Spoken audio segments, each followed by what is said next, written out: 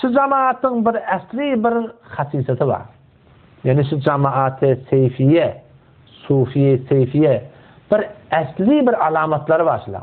Asli alamatlarını birçe dedese bardan gurunda so'rlangan o'zida.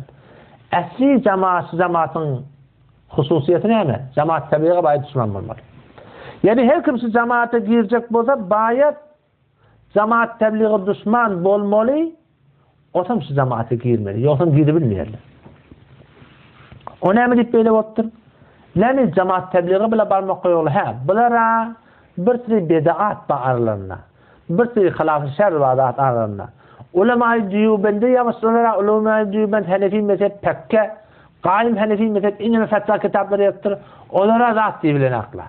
O hem stada bile yetim uğuyalık cemaat tebliği taptırlı cemaat tebliği bu mesele ihtilafıyla bilen işleri yok.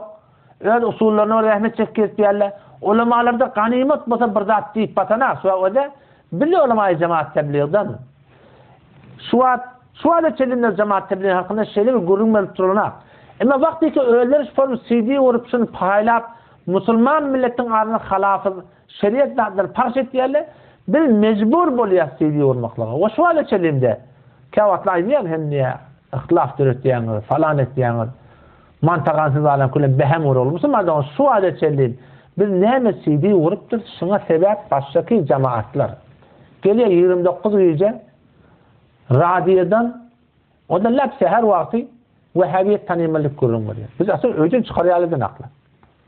Doğan kardeşim daşta olan sana şekat şöyle ama Allah'ın Vehhabi olmasa akına açına var. Mecbur olayan gururun vermekle. Ya ilerle kimse gurur seyfiye hakkında sarhaçta aşısını ben CD vurdum. Hop nereye vurdum ben CD? Hayır hem tutum meslime mi? Ya biz cüdas gezdiye sahi.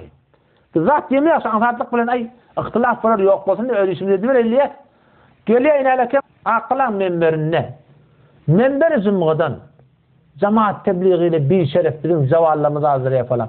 Menber zümrüden şu ihtilafı azamlar kurulma. Sen gayratın masa gel münazıra. Bırtı zarap geldin münazıra gördün sonra ağabeysi ne yapmalı? Sizin alt bayan tertibin Hanefi mezhepte bayi yoksa belli oldu ki. Vakti ki öğeleri için başlıyor Allah. O öğeleri piş kadam oluyor Allah.